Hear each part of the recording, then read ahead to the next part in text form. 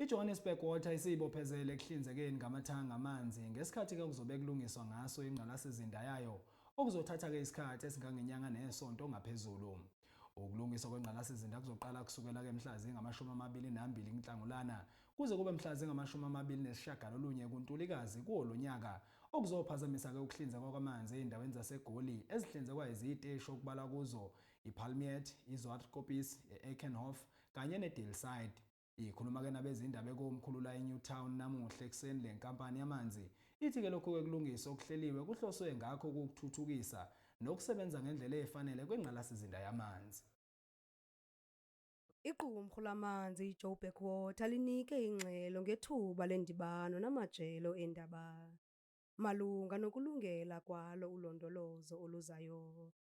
IJoburg Water ithe thaca iinkcukacha ngolungiso oluzayo olucetywayo leRand Water ngokunxulumene neenkqubo zamanzi zesixeko saseGoli eziza kuchaphazeleka.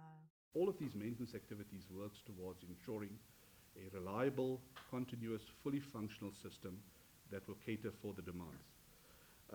On the Joburg side as well, improve continuity and reliability of water supply, specifically on our reservoirs, towers and direct feed areas.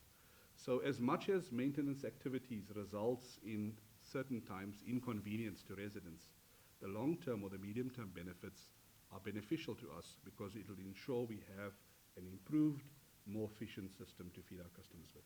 Eli qumrhu lamanzi libuye labhengeza ngeentlelo eziqingqiweyo ukunikeza ngamanzi kubahlali ngethuba leenkqubo zolungiso, ekuquka kuzo ukubonelela ngamatanki amanzi. A total of 85 water trucks will be deployed to the various areas. These water trucks will not necessarily be stationed in central region or the southern regions. They will be moved about amongst the various regions as and when required. So we have the flexibility of moving these water tankers as and when required to the most needed spots. In terms of the Jojo tanks, we intend to deploy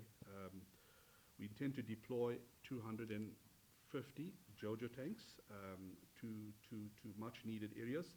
Iinkqubo zolondolozo zequmrhu iRand Water zihlelelwe ukuba ziqhubeke ukusuka ngomhla wama-22 kweyeSilimela ukuya kuma-29 kweyeKhala.